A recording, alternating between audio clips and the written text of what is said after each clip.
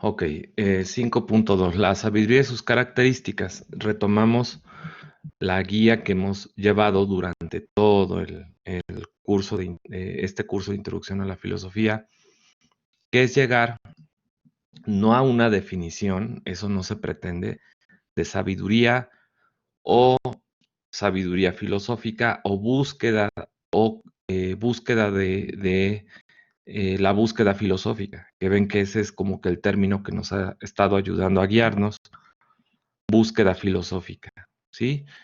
No sé si me escuche bien, primero la prueba de sonido, ¿sí me están escuchando? Sí se escucha, profe. Sí se escucha y además somos 30, está muy bien, les doy las gracias, que haya esta asistencia el día de hoy. Entonces, tenemos el libro primero de la metafísica, que sería como un pensador de la talla del nivel de Aristóteles, podría ser Heidegger, podría ser Foucault, pero ahorita estamos tomando Aristóteles, nos puede enseñar a filosofar, es decir, nos puede dar una guía para que cada quien tome su camino en la búsqueda filosófica. Y de entrada, como yo lo adelantaba aquel día, la vez pasada, pues nos pone en orden Aristóteles al decir, todos los hombres por naturaleza desean el saber. La frase esta que les dije que mi profesor no la hizo aprender en griego, pantes anthropo y tuaidena oregon taifiusein. No, el saber no es algo que venga del lado de lo divino, como sería en Platón. Tampoco hay algo intermediario que no lo permita, como es Eros. Si se fijan aquí, en Aristóteles vemos a un pensador plenamente racionalista. No hace metáfora, no hace poesía, no introduce mitos en la organización de lo que nos quiere demostrar, sino se basa en ciertas tesis que él las pone y las comienza a desarrollar en un caso, a explicar en otro, a demostrar. Es decir, está ocupando un procedimiento puramente racional. Entonces parte de esta tesis. Los hombres, por la fisis, desean el saber o la sabiduría. Y esto es algo que corresponde a cualquier ser humano. Y empieza el desarrollo de ciertos niveles de sabiduría. Claro que ya con un acompañamiento como con el mío, pues no, se les va a hacer un poco más fácil y no se van a perder, porque ustedes comienzan a leer la segunda frase y se van a confundir. Va a empezar por los niveles inferiores. Ya con esto decimos mucho, ¿sí? No, no crean que lo que sigue a continuación es lo que él dice, que eso va a ser la sabiduría, sino va a decir de dónde partiría el movimiento de búsqueda de la sabiduría. Esto en la clasificación de los saberes, para que no nos simplificarnos tiempo, vamos a irnos desde el nivel más bajo. Aquí está la tabla de la clasificación de los saberes. La van a tener ustedes a la mano cuando yo publique esto en el canal de YouTube. Vamos a comenzar con el nivel de la sensación. Vean que está hasta abajo. La aistesis, de ahí proviene la palabra estética, de algo referido a los sentidos, al gusto y al placer sensorial. Bueno, aistesis, el nivel de sensación sería el más bajo. Después ven que viene uno más arriba, es la experiencia, la empiría. Es una clasificación de un tipo de conocimiento. Aquí sería sabiduría, conocimiento, ¿no? ¿Cómo adquirimos sabiduría y conocimiento? Pues al nivel de sensación y experiencia. Estos dos niveles, compañeros, los compartimos con los animales, según Aristóteles. No voy a leer lo que hay ahí adentro porque requiere de una explicación que va a venir con la interpretación del libro primero, ¿sí? Esto es común a hombres y animales. Acuérdense que en la definición de Aristóteles, el hombre es el viviente dotado de logos. Animal racional, dicho así de forma bárbara, o son logo nejon. Son, el viviente, ejon, que tiene logos, o sea, que tiene la capacidad de pensar, de hablar, de discurrir, ¿sí? Entonces, acá por eso tenemos esta línea que es como una línea de separación. De lo que siga para arriba es lo propiamente humano, es donde se desarrolla el logos. Lo de abajo es lo común a los vivientes. Bueno, entonces, lo que hay arriba van a ser los saberes productivos, todo lo referido al arte, a la tecné. Arte aquí no son bellas artes, sino esta capacidad de producir. Vida productiva, bios apolusticos, es la vida productiva. Esto también va a hablar el libro primero de la metafísica, entonces no hay que confundir cuando se dé el paso de uno a otro. No, esto que dicen que Aristóteles es un empirista no es cierto, es una tontería, es una barra basada, ¿sí? De que es como que el filósofo de las cosas sensibles, empirista. Dice él que de aquí partimos, pero no quiere decir que eso sea lo más importante, lo empírico. La empiría ven que es la experiencia, aquí abajo. No, hay un nivel que es el del saber de la poiesis, que se desarrolla a través de la tecné, que es esta capacidad que tiene el hombre de crear cosas. Y vean cómo están las disciplinas, ahí se organizan retórica, poética y medicina. Esto dicho en otros libros, no nada más en el libro primero. Más arriba vienen otros saberes.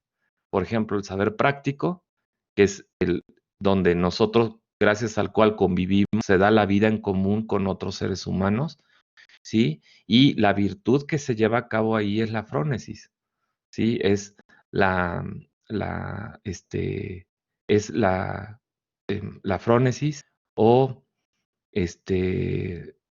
para la manera correcta de dirigir la acción, ¿sí? A través de la vida en común.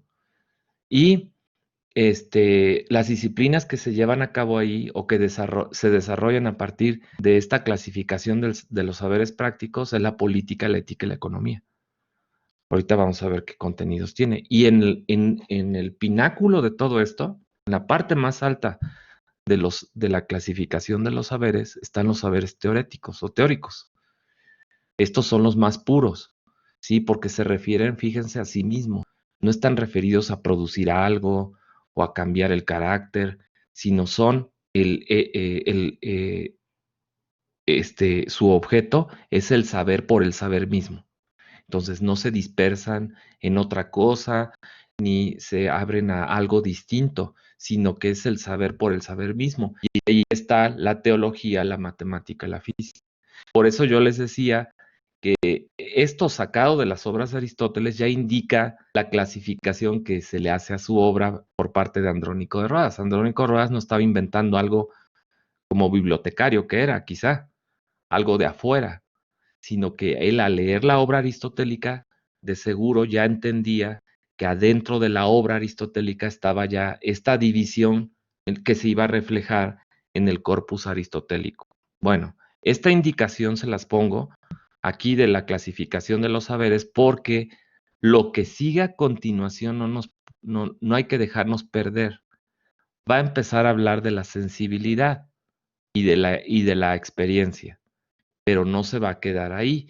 Él va a seguir con la explicación para ir desarrollando lo que viene a continuación. Me regreso entonces al texto y vean lo que dice a continuación. Dice, señal de ello, o sea, de que a los hombres por naturaleza desean saber a nivel desde la fisis, dice, de esto es señal el amor a las sensaciones, o sea, el nivel más bajo.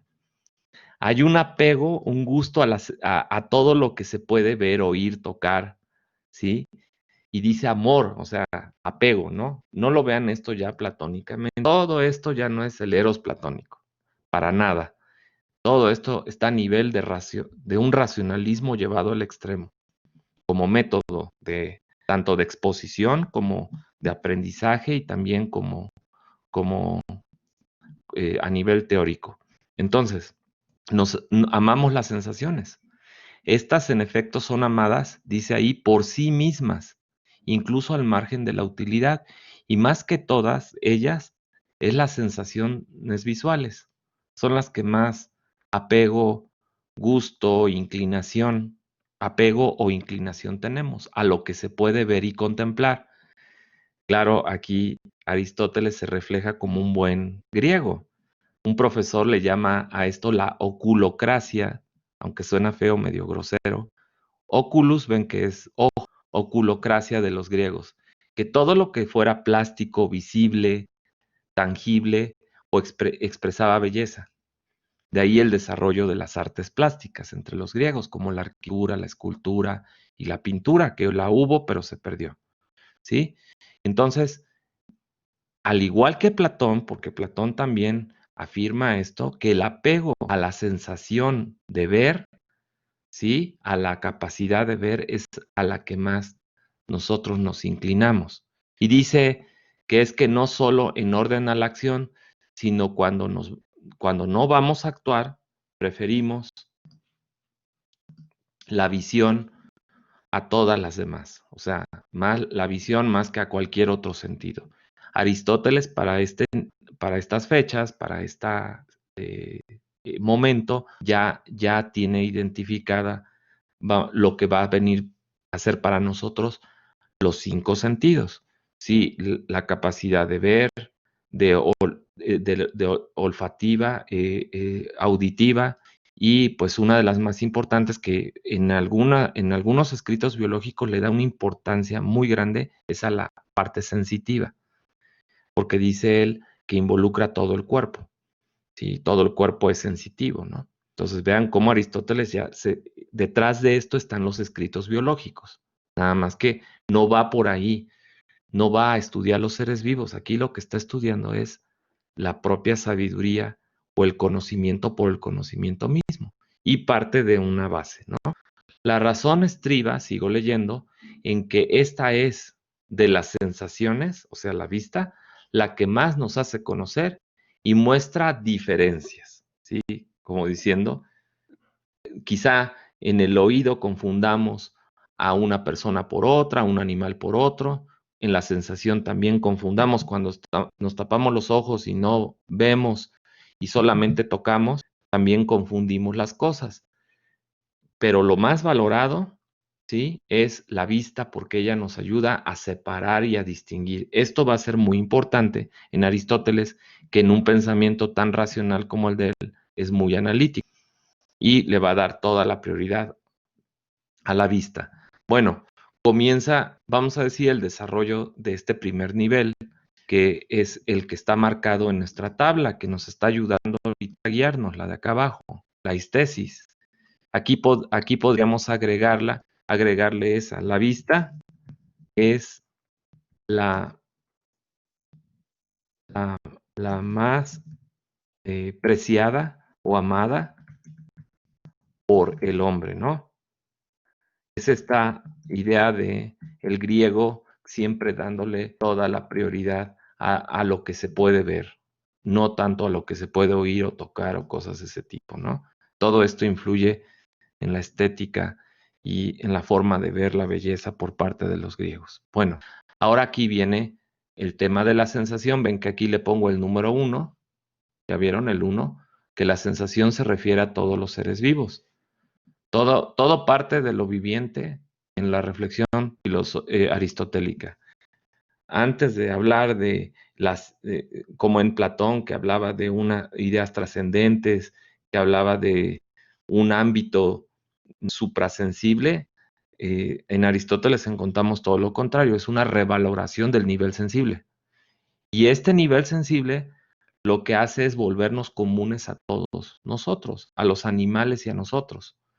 Y vean lo que dice a continuación. Pues bien, los animales tienen por naturaleza sensación y a partir de esta, en algunos de ellos no se genera memoria, en otros sí se genera memoria. ¿Sí? Esta parte que no está subrayada. Y más abajo dice, ciertamente el resto de los animales vive gracias a imágenes, pero también de imágenes y recuerdos. La parte sensorial hace que en el alma se impriman imágenes y estas imágenes se conserven y produzcan recuerdos. La imagen no solamente es pasajera, sino a nivel de los vivientes, ¿sí? De todos los seres vivos. Hay ciertos animales, dice aquí, otros no.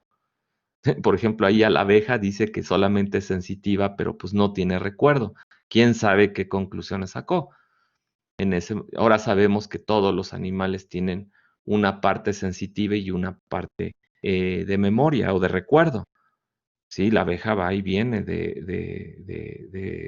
panal de su morada hacia la flor y regresa, entonces debe de tener algo. Bueno, eran teorías de la época, pero ya Aristóteles distingue estos dos niveles dentro del ámbito más básico de conocimiento o de saber, que es que hay un nivel sensitivo y un nivel perceptual o perceptivo que es más complejo porque incluye imágenes recordadas. Ahora, y en el humano, dice, ciertamente el resto de los animales vive gracias a imágenes y recuerdos, sin participar apenas de la experiencia. Ya hay una tercera cosa ahí que se agrega. Primera es la sensación, después las imágenes que pueden ser recordadas, o sea, la memoria y la experiencia. Dice ahí que lo humano, el género humano, vive por la experiencia, pero también aparte gracias al arte y a los razonamientos. Ya ahí nos metió tres cosas distintas a los animales: experiencia, arte y razonamiento. Si nos regresamos aquí a nuestro esquema, ¿sí? Y ustedes lo ven, esa afirmación que fue tan rápida, hay que llevarla con calma, es sensación aquí abajo y experiencia con los animales, arte, que es los saberes productivos, ojo, no es bellas artes, ars en latín, como lo traduce el traductor, se refiere a la palabra techne, que es la capacidad de crear objetos, ¿sí? De acuerdo a una regla. O sea, se crean objetos ya con una regla. La experiencia es la base, pero sobre la experiencia se va a montar el arte, es decir, la techne, la capacidad del hombre de crear algo distinto de él. Una escultura, un templo, sí, cualquier cosa, una vasija, cualquier cosa, una túnica. Y estos se llaman saberes productivos o saberes de la techne.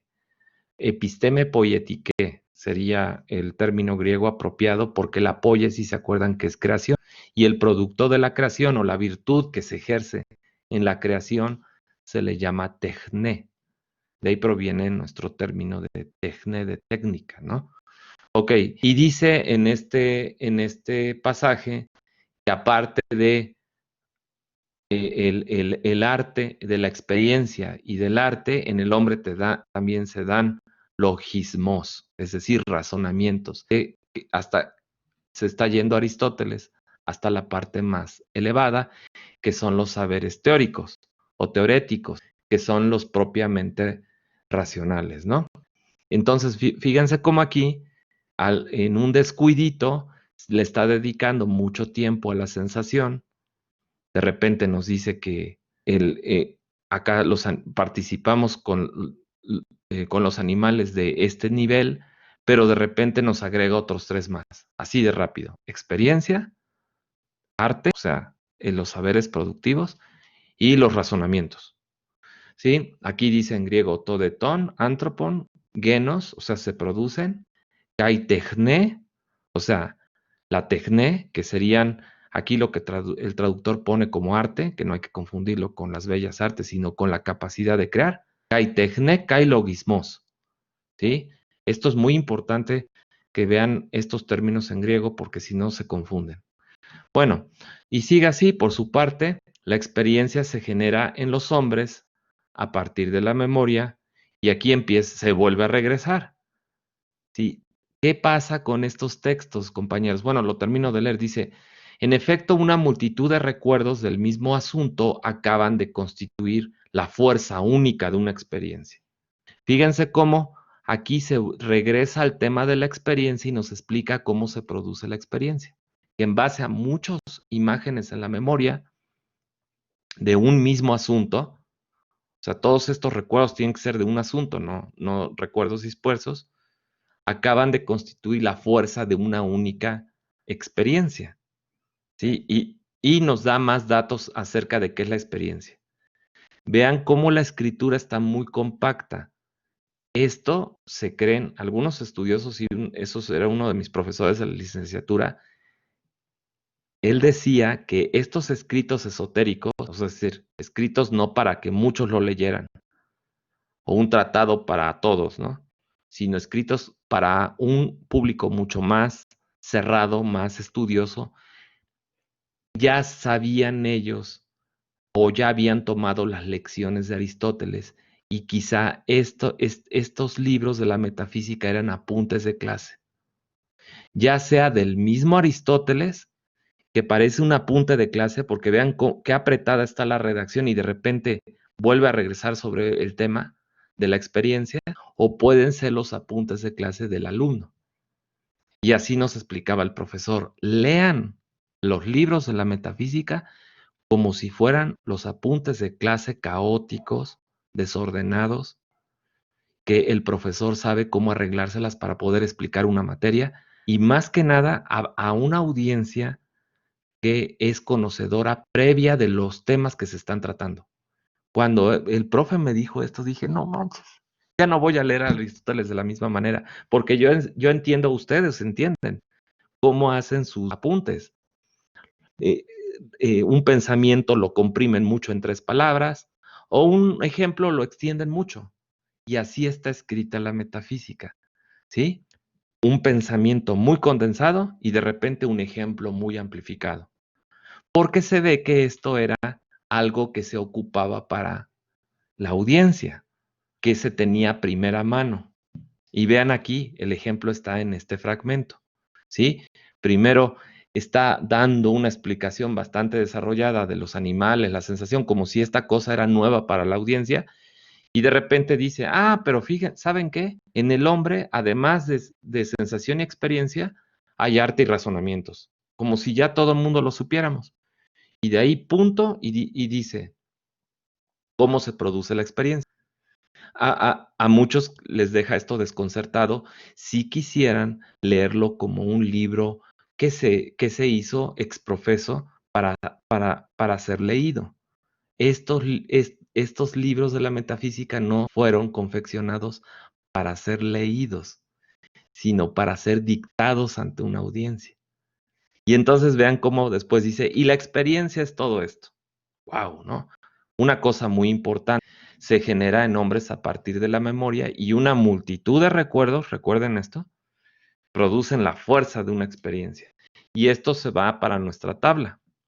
Aquí, la experiencia sería la multitud de recuerdos y la fuerza produciendo la fuerza de una experiencia. La sensibilidad no, esta nada más apunta a lo individual disperso. En cambio, esto ya va generando una regla. Aunque no llega a la regla de aquí del saber productivo, pero ya se va formando un patrón, ¿sí? No reglas, sino patrones, ¿no? De enlaces. Algún empirista del siglo XVIII llamaría esto un asociacionismo, ¿no? Que tú asocias una imagen con otra por cierta similitud que hay entre dos imágenes. Pues no, Aristóteles ni es empirista, ni tampoco te habla aquí de un asociacionismo, sino te habla un poco más directo, más franco, ¿no? Sabes que existe la fuerza de la experiencia. Sí, que tras discurrir a través de distintas imágenes, sí llega a producirse, sí, la capacidad de ejercer un tipo de conocimiento que llamamos nosotros de experiencia y genera a un hombre de experiencia esa situación, ¿no? Ok, les estoy dando el tip. Ahora sí que hasta donde lleguemos, compañeros. Si no terminamos el libro 1, pero yo les doy todo el empujón que se pueda, ¿sí? Y ahora, ya con esta prevención que les hice, fíjense cómo vamos a alertar, vamos a tener alertas. Aristóteles extiende en el ejemplo. Piensen que se lo está explicando al auditorio porque no lo tienen muy bien desarrollado el tema. Aristóteles comprime la idea y no nos deja ejemplo. Quiere decir que detrás de eso hay un auditorio que ya sabía del tema y que no había que profundizar más. Y esa concentración de pensamiento era también con fines de dar ya al auditorio una definición. Vean lo que sigue a continuación. Aquí viene el segundo nivel explicado, el de la experiencia. Ya aquí nos dijo que era la experiencia, ¿eh? Pero aquí dice, la experiencia se parece y es relativamente semejante a la episteme y al arte. O sea, a estos dos. La experiencia, la que está aquí, se asemeja al episteme, que está acá arriba, están los saberes teóricos, y se asemeja al arte. Tiene algo en común de este y tiene algo en común de este. Ok, se lo aceptamos a Aristóteles, ¿sí? Porque hay que ser tolerantes en la interpretación, no irse a juzgar o a pensar de que hay contradicciones en el autor, sino más bien somos nosotros los que ignoramos y queremos saber. Y dice, pero el hecho es que en los hombres la ciencia y el arte resultan de la experiencia. Ok, aquí esto es algo más franco y más directo. No podemos pasar a los niveles superiores si no hay un nivel básico de experiencia. Y después acá abajo se brinca el arte. Como que esto ya quedó explicado y ahora dice, el arte, o sea, la tecné, a su vez se genera cuando a partir de múltiples percepciones de la experiencia resulta una única idea general acerca de casos semejantes. Entonces ya tenemos dos definiciones, muy parecidas pero muy distintas a la vez. Aquí la experiencia necesita de múltiples recuerdos para que entonces se lleve a cabo la unidad de una experiencia. Y la tecné requiere de múltiples percepciones de la experiencia para generar una idea genérica, un caso general, ¿sí? Vean cómo el procedimiento parece ser el mismo, pero se aplica a casos distintos, a situaciones distintas. Dice, aquí pone el ejemplo y habla de la experiencia, ¿no?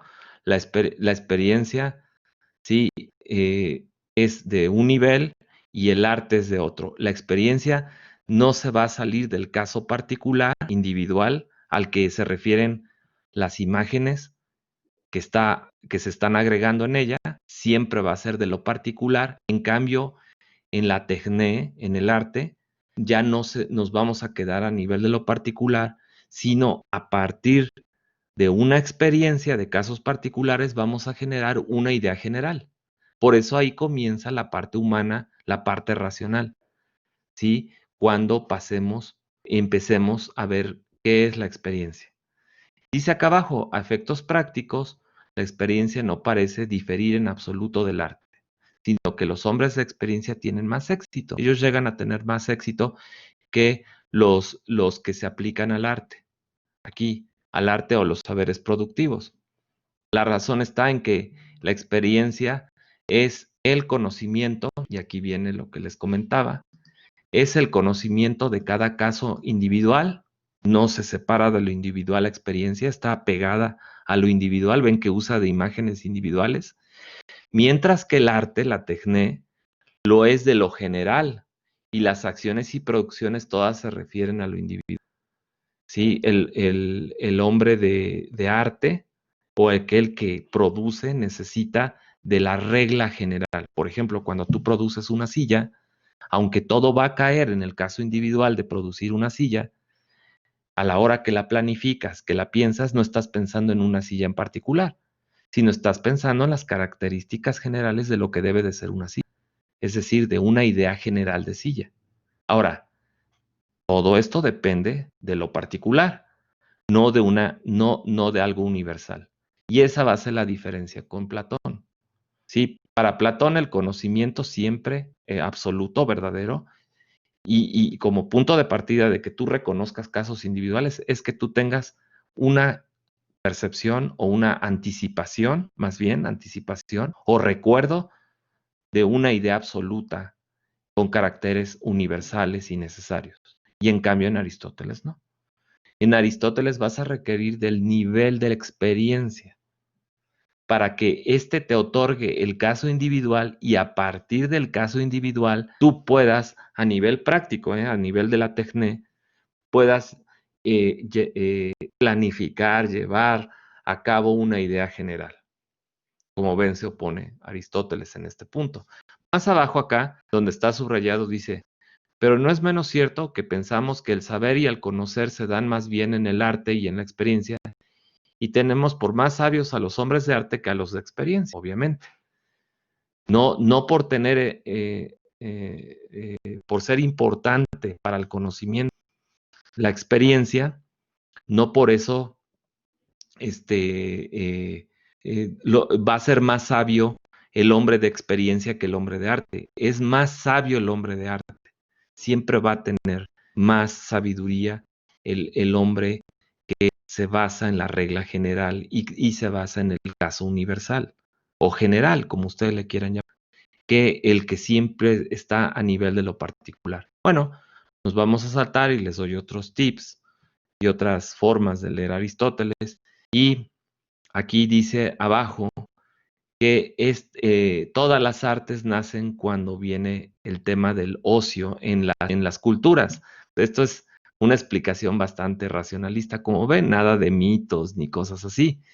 Dice aquí, y es pues verosímil que en un principio el que descubrió cualquier arte, más allá de los conocimientos sensibles comúnmente poseídos, fuera admirado por la humanidad. Pues sí, no solo porque alguno de sus descubrimientos resultara útil, sino como hombre sabio que descollaba entre los demás y que una vez descubiertas múltiples artes, orientadas las unas a hacer frente a las necesidades y las otras a pasarlo bien, fuera siempre considerados más sabios estos últimos que aquellos, ya que sus ciencias no estaban orientadas a la utilidad, ¿sí?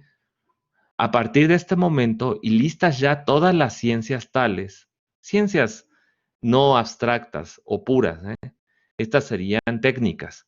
Se inventaron las que no se orientaban al placer ni a la necesidad, primariamente en aquellos lugares en que los hombres, donde surgieron estos saberes, donde gozaban de ocio, ¿sí? Es decir, tú ya te desprendiste del día a día, de las necesidades y de aquello que es útil para el momento, y entonces, gracias al ocio, según Aristóteles, empezaron los hombres a crear, vamos a llamarle las artes mayores o las técnicas mayores.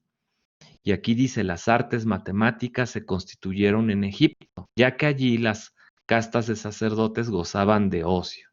Se requiere del ocio. ¿Sí? Vean cómo el tema de utilidad no es bueno para la sabiduría. El tema de utilidad hace que el saber siempre se mantenga a nivel de lo sensible o de la experiencia.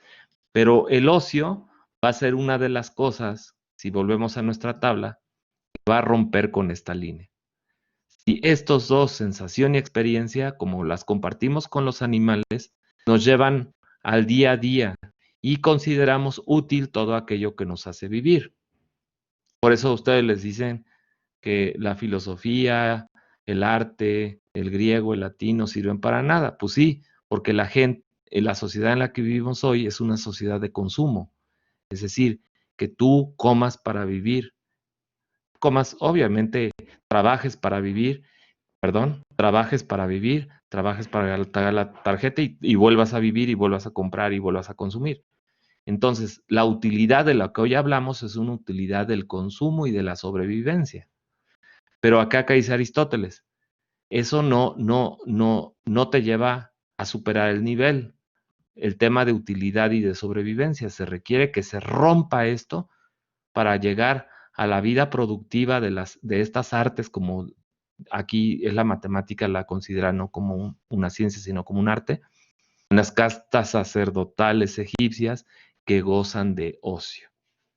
Yo creo que para Aristóteles diría que los animales no son ociosos. Los animales todo el tiempo que hacen están buscando la presa, van tras la presa o sobreviven bajo el consumo de las necesidades inmediatas y básicas. En cambio, el hombre, al ya haberse proveído de todo lo necesario en estas sociedades avanzadas como la egipcia, según él, gozan de ocio. Y el ocio viene a ser el detonante para pasar a muchos de los saberes productivos, ¿sí? Aquí, como dice, artes o saberes productivos, como ustedes le quieran llamar. Entonces, vean la importancia de esto, ¿no? Ok, sí, vamos dando así pequeños saltos para ir cerrando y pasar a las características de la sabiduría. Y aquí dice que, como todos opinan, lo que se llamó sabiduría se ocuparía de causas primeras y de los primeros principios. Ya aquí Aristóteles dio un brinco muy grande de pasar del ocio, ¿sí? De repente da el brinco y dice, en la ética está dicho cuál es la diferencia entre el arte, la ciencia y las demás del mismo género. Tú dices, bueno, aquí ya pasamos al ocio y de repente da el brinco a que el arte y la ciencia, la episteme, sí, todas estas cosas, sí, tienen como pináculo o como su fin último la llamada sabiduría, la propiamente llamada sabiduría, que es aquella que se ocupa de las causas primeras y los primeros principios. ¿Sí? Pasó de acá hasta arriba, ¿no? ¿Por qué? Porque los que están escuchándolo saben de antemano a qué se está refiriendo. Es más, le cita la ética. ¿Se acuerdan en la ética cuando decíamos tal cosa? Bueno, lo que realmente es sabiduría es lo que está en los saberes teoréticos. Estos dos son formas menores, con sabiduría, con S minúscula, de la sabiduría. En cambio, la auténtica sabiduría, la verdadera sabiduría, o donde tiene su cumplimiento la sabiduría, es cuando se habla de las causas primeras y los primeros principios. Y de eso se habla a nivel, de esas cosas se hablan a nivel de los saberes teoréticos. Eso yo se los anticipo, para que lo entiendan. Ok. Y entonces pasa aquí a decir, con que como antes se ha dicho, el hombre de experiencia es considerado más sabio de los que poseen sensación, y el hombre de arte más que el del hombre de experiencia, y el director de la obra más que el obrero manual, y las ciencias teoréticas más que las productivas. Ah, bueno, ahora sí, con esto, esta se me hace que es como una aclaración para el cierre de una clase, según lo que nos decía mi profesor, que lo leyéramos así. Es un cierre de una clase o de una sesión donde dice, vean cómo todo está escalonado. De la experiencia arriba de la sensación, las artes o los saberes productivos arriba de la experiencia y las ciencias teoréticas, ¿sí? Que están aquí en la tabla, las ciencias teoréticas, aquí, arriba de las productivas. En el libro primero no se habla de los saberes prácticos, eso es en la ética. Ahí es donde sitúa los saberes prácticos en medio de los productivos y entre los productivos y los teoréticos. Aquí no tanto, fíjense que en esta explicación que acaba de dar Aristóteles, al final de este capítulo del libro primero, da el brinco directo de lo productivo a lo teórico, pero falta el libro sexto de la metafísica donde nos dice que en medio está el nivel de los saberes prácticos. Eso ya se sabe de antemano de los que estudian, las personas que estudian Aristóteles. Y ya dice, y corona la explicación igual, muy condensada, muy del estilo de que ya el auditorio sabe hacia dónde va y dice, es obvio pues que la sabiduría, la auténtica, la que está en su nivel más pleno, es ciencia acerca de ciertos principios y ciertas causas últimas. La pregunta aquí es, ¿qué ciencia se dedicaría a esto? Que no está a nivel de la sensación, no está a nivel de la experiencia, no está a nivel de los saberes productivos ni prácticos. Debería estar a nivel de los saberes teoréticos. ¿Qué ciencia se ocupa de los primeros principios y de las primeras causas? Si volvemos a nuestra tabla, solamente hay 3 candidatas. Está la física, la matemática y la teología. Según el libro séptimo de la metafísica, esas serían las 3 que podrían dedicarse al estudio de las primeras causas y los primeros principios. Y dice, la matemática más que la física, pero más que la matemática, la física debería ser la teología. Pero a veces, como les dije, Aristóteles duda de esto y dice que quizá no sea la teología, sino de una ciencia, una filosofía primera que estudie al ente en cuanto ente, al ser en cuanto ser, y no le tocaría entonces a la teología. Y todo se vuelve problemático, ¿no? Yo les dejo esta tabla donde se argumenta de cómo sería la estructura, ¿sí?, de la filosofía primera como ontología, que se parece a la teología, pero no es teología. habla del ser primero, pero no se queda en el ser primero o el ser divino, sino tiene que hablar también de la estructura, de la base de ser de todos los seres y no nada más de Dios, o del ser primero, de la entidad primera. Tiene que abarcar también todos los entes. Entonces es una ontología general, la que propondría Aristóteles en los otros libros, basados en los cuatro sentidos de ser, los sentidos de ser, los sentidos en los que se dice una entidad, los casos de entidad y las características de una entidad. En estas temáticas estaría centrada la filosofía primera como ontología. Pero bueno, todo partió del hecho de que algo debe de haber un saber que estudiara las causas primeras y los primeros principios y las causas. Bueno, rápidamente, ya para cerrar, capítulo segundo, hay 8 características que aquí Aristóteles enumera o menciona acerca de la sabiduría. Están todas en una redacción compacta. Estos números que yo les puse aquí es para que ustedes las identifiquen de este lado, en color azul, las identifiquen y las separen. Las vamos identificando. La sabiduría es el saber de todas las cosas. Aquí, como ven, esto debe de aplicarse a los saberes teoréticos. No, esto de saber de todas las cosas no puede ser a nivel de la sensación ni de la experiencia. Esto lo debería de desarrollar aquella ciencia o sabiduría buscada, que sería filosofía primera, el saber de la totalidad. Aquí yo le pongo. Ok, número 2, la sabiduría es aquella que es capaz de tener conocimiento de las cosas difíciles. Aquí miren, cosas difíciles. Lo más inmediato y fácil de conocer es lo sensible, lo que tenemos a la mano, o lo empírico, la experiencia, o lo que hacemos con las manos, los saberes prácticos. Esto del saber de las cosas difíciles necesariamente tiene que estar al nivel de lo teorético, de este que está aquí arriba, ¿no? Como pueden ver, todas estas características parecen aplicables a los saberes teoréticos, ya sea la física, la matemática o la teología, y no a los niveles inferiores, que son accesibles y fáciles de conocer. Tercera característica, el saber es, es un saber de causas y capaz de enseñanza. Conoce causas y por conocer causas es capaz de enseñar lo que conoce. También parece indicar que corresponde esto a los saberes teoréticos. En los saberes prácticos también se conoce causas, y también se puede enseñar. Por ejemplo, el experto en un taller, un carpintero, le sabe enseñar al principiante, ¿sí? Pero no tan radical como serían los teoréticos. En los teoréticos sí es causas primeras y el nivel de enseñanza es superior. Bueno, después dice, la sabiduría, la que se está buscando, dice, es un saber dominante. Todos los demás saberes le están subordinados, ¿sí?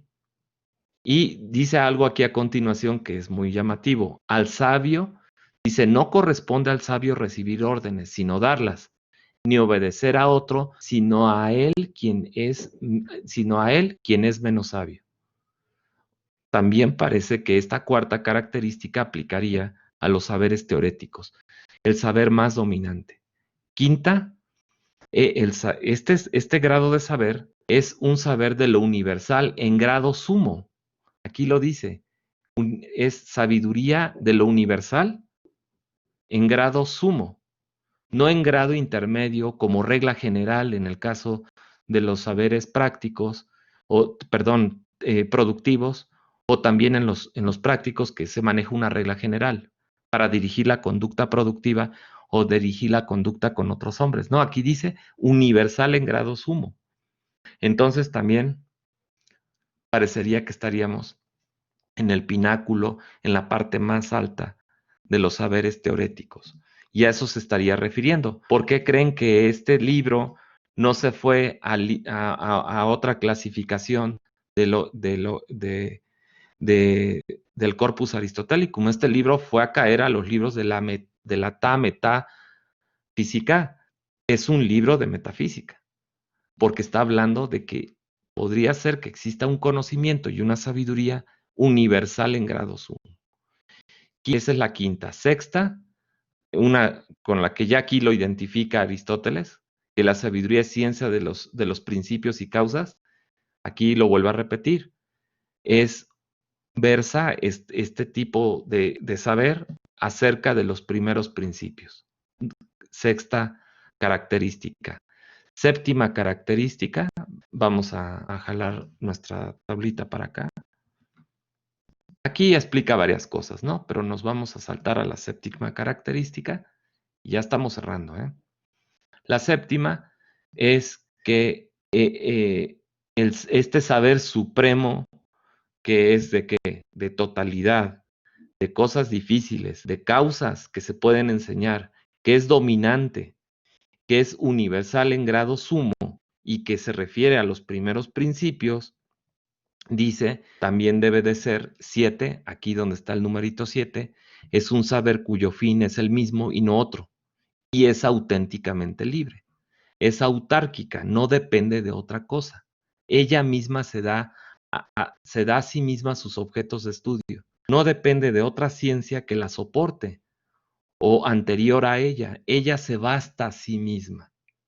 Sí, se está refiriendo obviamente a estas disciplinas superiores del saber teorético, que podrían ser las candidatas del libro séptimo, o es la física, o es la matemática, o es la teología, o ninguna de ellas, y es una ciencia que estudia a la entidad, que no es ni teología, ni matemáticas, ni física, sino aplica a cualquier entidad, que es de la problemática que siempre se está majando en el libro cuarto, libro sexto, etc. Muy bien, última característica, ya son las 3 de la tarde. Es un saber de más estima que otro, aquí al final. ¿Sí? Este nivel de sabiduría sería sabiduría de orden divino o de las cosas divinas, aquí lo dice. Es en efecto la divina entre las ciencias, o es bien aquella que poseyera la divinidad en grado sumo, o bien aquella que versa sobre lo divino. Y aquí en este libro es candidata a la teología. En otros libros no, en otros libros no le va a dar esa ventaja a la teología, pero acá sí.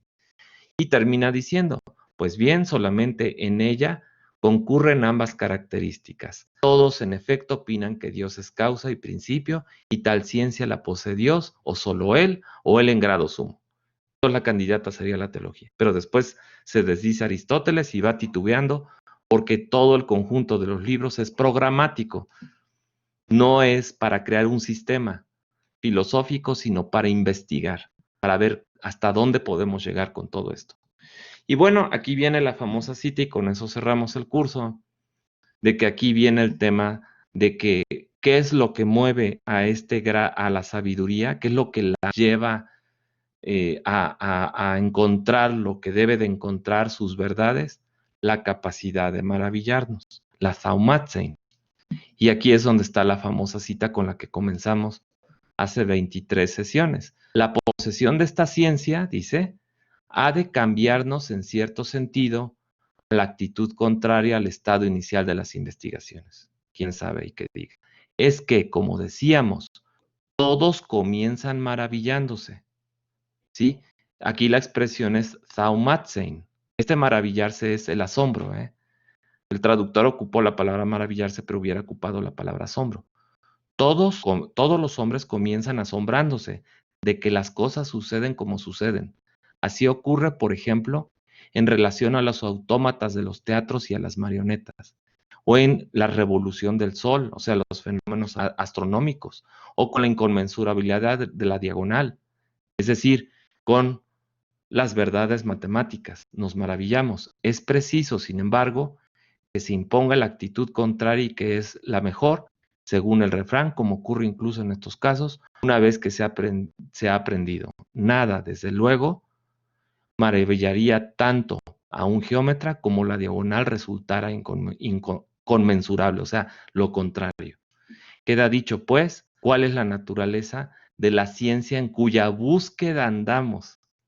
Esto es una declaración de un proyecto, de un programa de ciencia que podría ser la teología o podría ser la ontología, o la ciencia que estudia el ser divino o la ciencia que estudia los fundamentos y las categorías de cualquier ente, de cualquier entidad, ¿sí? No nada más la del ser divino, sino cualquier entidad, y esa sería la ontología. Y entonces dice, la ciencia en cuya búsqueda andamos. Por eso este libro se pone al principio, porque de aquí arranca esa búsqueda. ¿Y cuál es el objetivo que ha de alcanzar la búsqueda y el proceso de investigación en conjunto? Declaración de Aristóteles para lo que va a venir a continuación. Y esa sería la parte de mi comentario al libro primero. Compañeros, ya se acabó el curso, ya se acabó todo, ya no podemos seguir más adelante. Palabras finales, les doy las gracias a todos. Miren, 30, se quedaron los 30 que se tenían que quedar, son 40 los que aprobaron, pero haberse quedado ahorita hasta las 3. No nos conocimos más que por voz y en persona de dar clase. No, nunca les exigí o pedí que prendiéramos la cámara. Mi objetivo era ese, ganarme la atención de ustedes a través de lo que nos gusta a todos, lo que me gusta a mí, transmitírselo. No nada más los conocimientos, sino también experiencia, punto de vista, modo de ser. No un conjunto de conocimientos, sino un modo de ser o un estado de ser al que ustedes pueden llegar en un momento, o ya lo están haciendo desde este momento, que es el de hacer o llegar a ser no cualquier filósofo, sino un buen filósofo, ¿sí? Un buscador, ¿sí? O alguien que busca llegar al encuentro de la verdad, y de eso se va a tratar su carrera, y espero que entren y conocerlos allá, ahora sí, con la vista. Pero esto fue suficiente por lo que respecta a este curso, y espero que les sirva de utilidad y que nos podamos, como les digo, encontrar en el futuro. ¿De acuerdo? Entonces vamos a cerrar la sesión. Y el curso, ¿tienen alguien de ustedes alguna duda o algún comentario final? Los que quieran ya retirarse, lo pueden hacer, y en 15 minutos subo las calificaciones.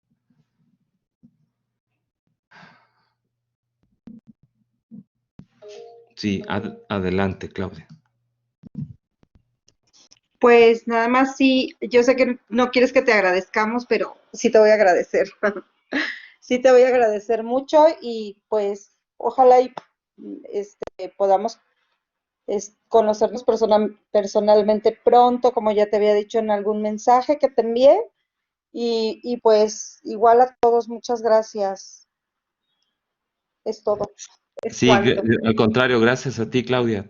Toda una experiencia, nueva modalidad. Y yo creo que se vuelve a veces más intensa, ¿no? Porque pues estamos en esta crisis, en esta distancia social que nos separa, y pues esperemos que la superemos, pero todo es un motivo para aprender y para mejorar. Sí, hasta en esta modalidad pues también tuvimos que aplicarnos los profesores y los alumnos, ustedes, a hacerlo. Y ahora vamos a llegar a la universidad presencialmente, valorando lo que antes dábamos por sentado, que era cómodo, que era fácil, y ahora quizá valoremos más el aprendizaje, la enseñanza, la convivencia de amigos y de compañeros cuando estemos ahí presentes. Y sí, con mucho gusto. Nos vamos a encontrar cuando sea la presentación. Yo normalmente entro a las presentaciones de los nuevos alumnos que les hacen como no bienvenida de relajo, sino la bienvenida institucional. Y ahí pues nos vamos a saludar y a levantar la mano. Van a decir, mira, tú eras el Diego y tú eras Diana y tú eras, y yo era Felipe, ¿no? O bueno, soy. Ok, ¿alguien más? ¿Tiene alguna pregunta para ya poder apagar, cerrar la sesión? Adelante, Lizeth. Bueno, nada más lo de mi calificación, entonces ahorita le mando mensaje, ¿no? Sí, por favor, ahorita apagando, mándame el mensaje. ¿Sí? Sí, bueno, gracias. Igual también le agradezco porque igual si no quedamos algunos, pues al menos aprendimos algo. Sí, gracias por tus palabras. Josafat. Sí, era respecto a lo que comentaba de la forma en que están los escritos de Aristóteles como un tipo apunte.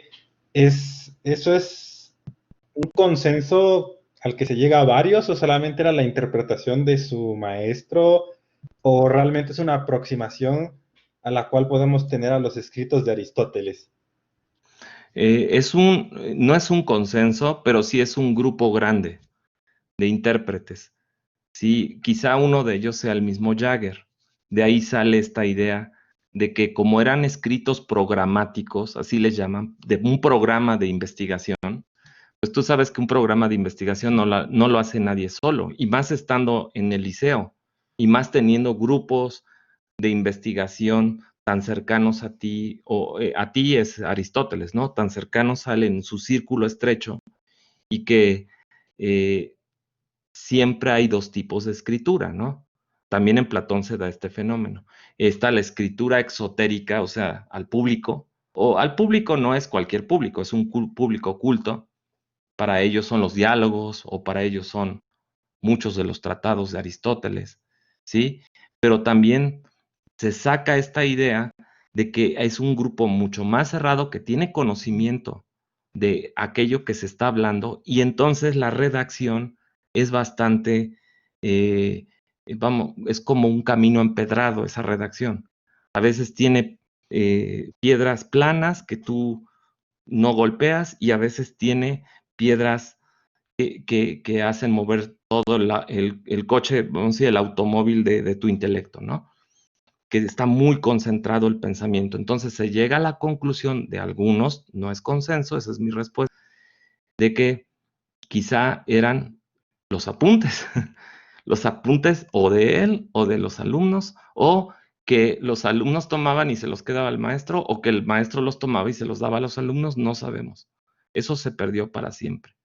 Pero gracias a este pensamiento, si tú te quedas con él, entonces es un método de cómo leer las obras.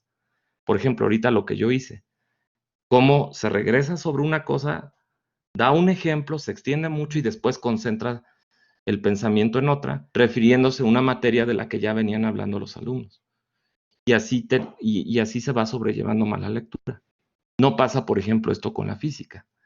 En la física sí vas viendo argumentos y va pasando discursivamente para alguien que va a leer la obra, pero no sucede con el caso de los libros de la metafísica, no hay consenso.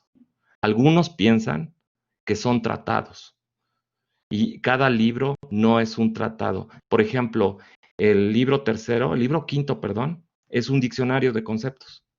Otra vez, ¿tú qué llevas a la clase?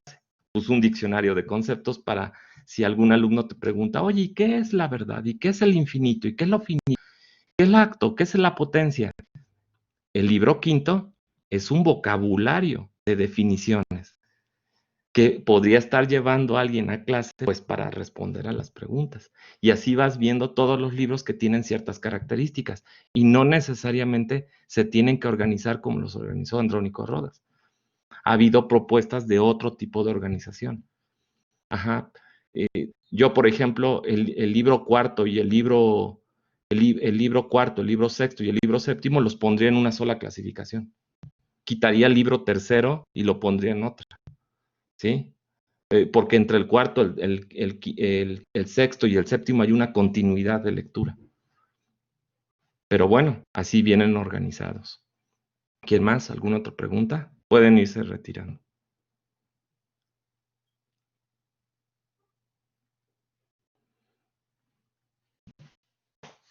Adelante. La pregunta es que si el salón de Google Classroom se va a cerrar o se va. No, lo voy a dejar. No, queda para ustedes, que se quede ahí por un buen tiempo, ¿sí? También se queda el grupo de Facebook, ¿sí? Por si alguien se requiere alguna conversación o alguna publicación importante, ¿eh? Ahora que entren ustedes y alguien quiera por ahí comunicarse con los compañeros, pues también se puede hacer con fines académicos. Porfa. Vi que alguien ponía cosas de chiste. Adelante, pues si son chistes filosóficos, adelante. Celestino, por favor. ¿Sí? Pues buenas tardes, profe. Pues muchas gracias nada más por todo su tiempo, su dedicación y también por analizar nuestros trabajos. Yo sé que es el trabajo de usted también, pero gracias por ponernos atención. Esperamos Sí, vernos pronto, ojalá y pasemos ese examen. claro que sí, esa va a ser la idea. Entre muchos objetivos, propónganse ese, que nos conozcamos, ¿no? Porque si no pasan va a ser muy difícil. Y ese sería un motor, uno de tantos que han de tener ustedes para estudiar la carrera. Gracias a ti por tu atención. ¿Alguien más? Ok, voy a entonces a cerrar la sesión.